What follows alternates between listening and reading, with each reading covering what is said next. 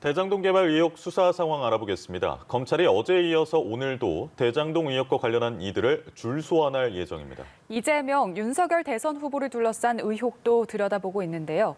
자세한 내용 서울중앙지검 연결해서 알아보겠습니다. 박수주 기자. 네, 서울중앙지검 대장동 의혹 전담수사팀이 어제에 이어 오늘도 관련자들을 줄줄이 소환할 예정입니다. 우선 오전부터 대장동 사업 실무를 담당했던 성남도시개발공사의 한모 개발사업 2팀장을 지난달에 이어 다시 불러 조사하고 있습니다. 유동규 전 본부장의 지시로 대장동 사업 주무부서가 개발사업 2팀에서 1팀으로 바뀌었는데 한 씨는 당시 1팀 소속이었습니다. 또 수사의 핵심 단초를 제공해온 천화동인 5호 소유주 정영학 회계사와 남욱 변호사도 오늘 다시 조사할 예정입니다.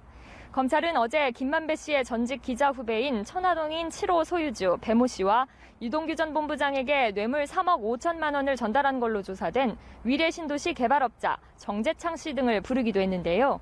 김 씨와 남 변호사의 구속 기한을 나흘 앞두고 조사에 박차를 가하는 모양새입니다. 이른바 50억 클럽 의혹의 당사자 중 곽상도 전 의원의 소환도 조만간 이루어질 걸로 보인다고요? 네, 검찰은 아들 퇴직금 50억 뇌물 의혹을 받는 곽상도 전 의원의 자택과 하나은행 등에서 압수한 자료를 분석하며 소환 시기를 저울질하고 있습니다. 곽 전 의원과 김만배 씨의 친분을 뒷받침하는 진술도 추가 확보했는데요.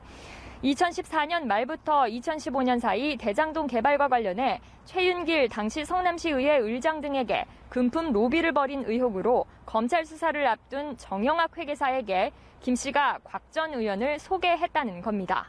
김 씨 측은 정 회계사가 아는 변호사를 소개해달라고 해 당시 변호사였던 곽 전 의원을 소개해줬다면서도 곽 전 의원에게 사업 관련 청탁을 한 적은 전혀 없다는 입장을 밝혔습니다.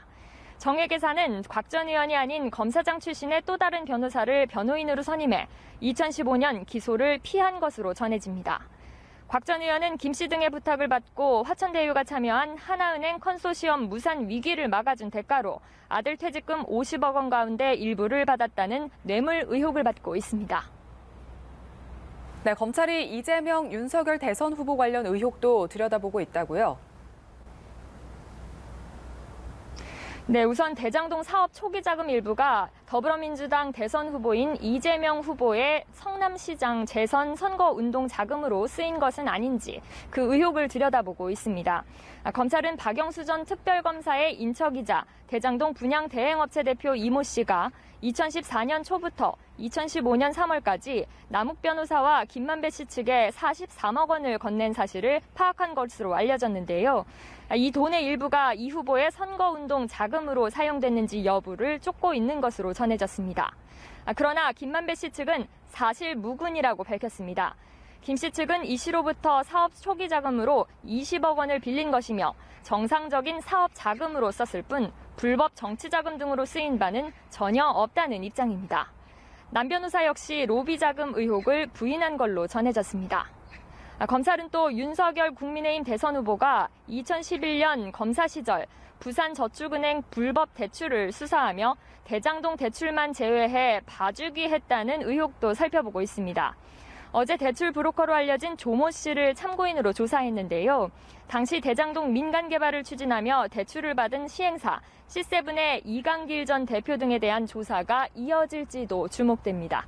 지금까지 서울중앙지검에서 연합뉴스TV 박수주입니다.